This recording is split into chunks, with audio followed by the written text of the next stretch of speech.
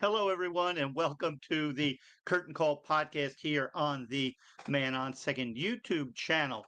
It's been a couple of months since I've done a podcast here on this on StreamYard and this format for the channel. And part of it was the high school baseball season had ended, was taking a little bit of downtime, but now school started up and high school fall ball is going to get started up, but I feel like it's the site right now. Let's kind of get into the topic of today is the the future of the site. Sadly, as I've been navigating the this journey creating the Man on 2nd YouTube channel, Man on 2nd Sports. I use some of my other socials, but not to the extent of YouTube.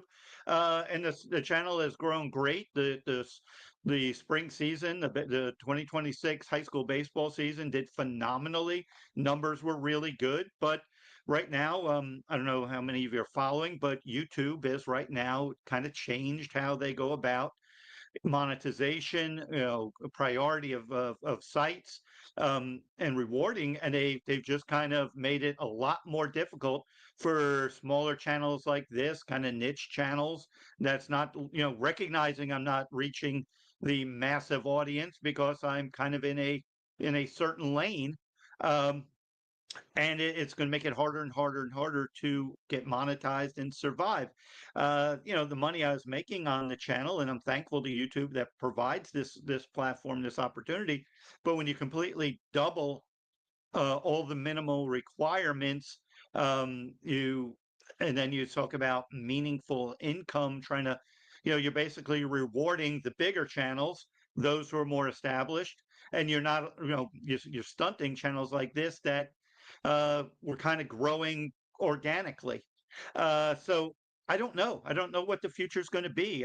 I could just say this. I heard a lot of rumblings from other content creators, other channels, back in like March, April, and they're saying their channel was dying. My channel wasn't really feeling that, but basically mid-May, when the high school state baseball playoffs happened, I went to the state baseball playoffs in Fort Myers, and I noticed my numbers had just dropped dramatically at a time where you'd think there'd be the most interest. And I mean, I was looking at my numbers even as today. We had a Stoneman Douglas and a St. Thomas Aquinas. Both those Broward teams won state titles, and I have 71 views on their long form semifinal games, which if that was in the regular season, it'd be 800, 900, sometimes 1,000 for a Douglas West Broward game, 2,000 views for a 15 to 20-minute highlight package. So I don't know what's going on. I do, we are, Man on 2nd, we take a lot of pride in nailing who people should be paying attention to on the draft.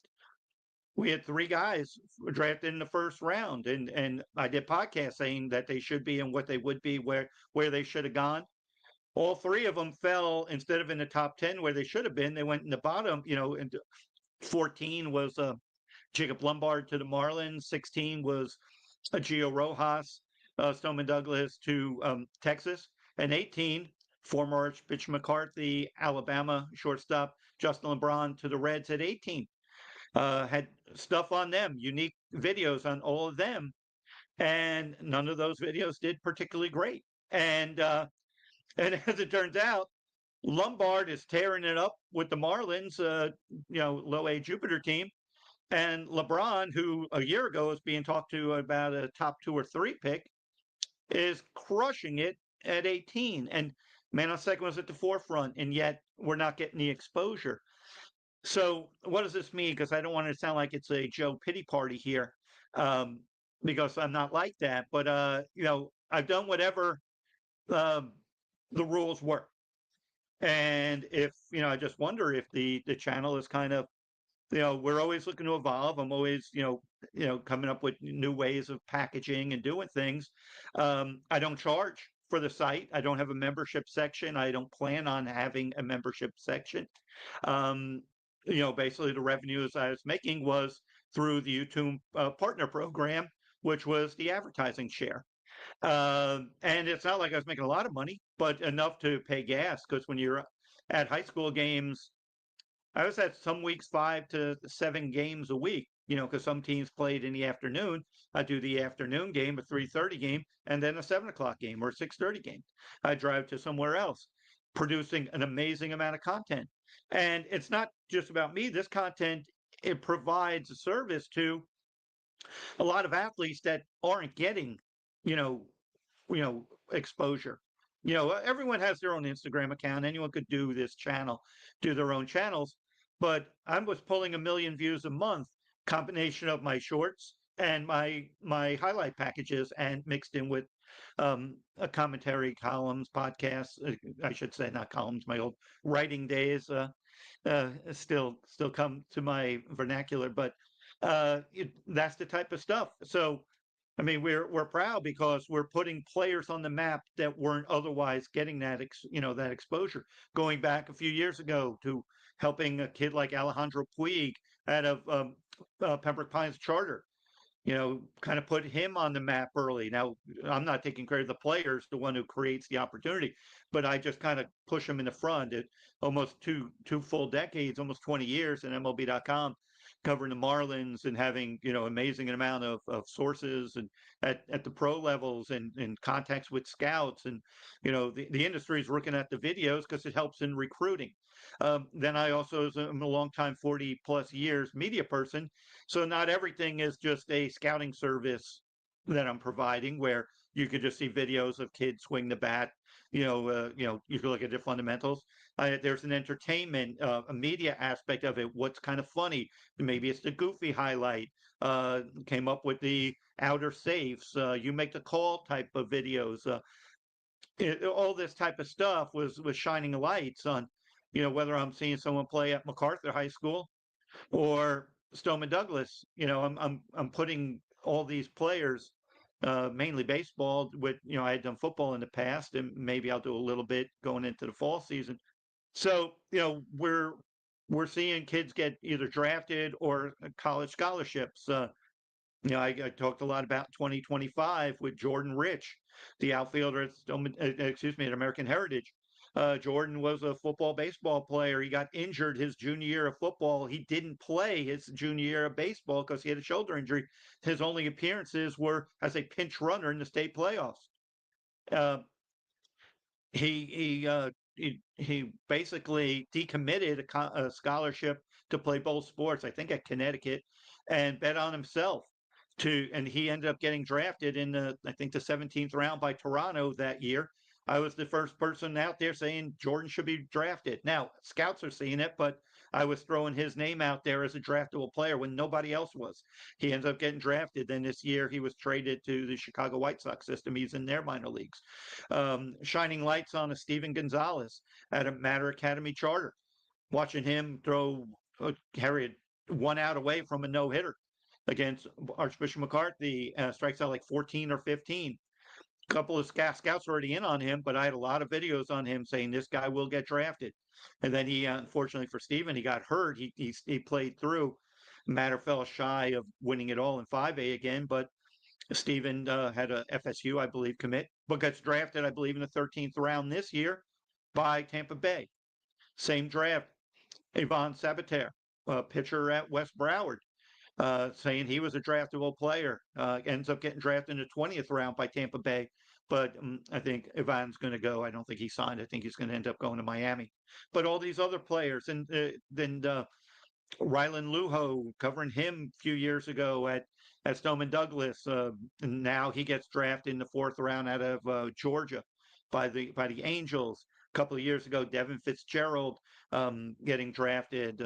Coach Sean Fitzgerald's son getting drafted by Texas, traded to Washington, tearing it up in the minor league. So these are the players we're showing on this site, on this channel, well before they reach the other level, not to mention all those who may just get a college opportunity at a junior college or a small school where baseball could help fund some of their education.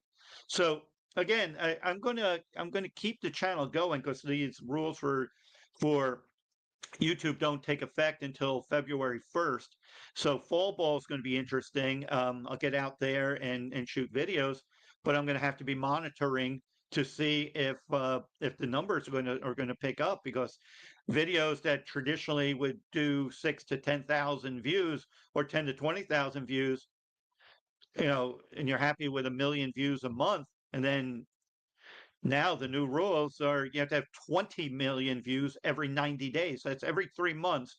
You have to have 20 million views for shorts, for short feeds. So, uh, you know, do I have to just, instead of doing the shorts, just do everything like this, talk, show videos and such, and then build up 8,000 hours instead of 4,000 hours, which it used to be? It's just going to make it hard. So I'm going to have to be honest, because you guys have made this channel. It's nothing against anybody, because everyone here is that's still with me, as kind of growing a channel organically with me holding, and I'm also put myself in a position after 40 years, either in newspapers or major internet sites like MLB. I want to be my own boss.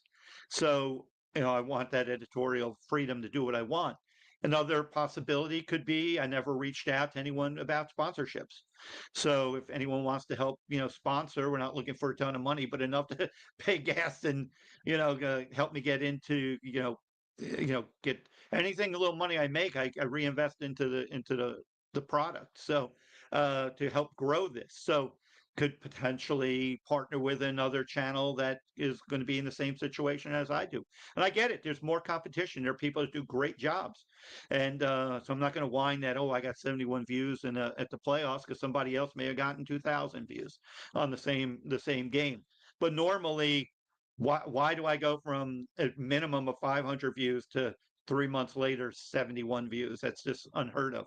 So the algorithm is not rewarding what I'm doing.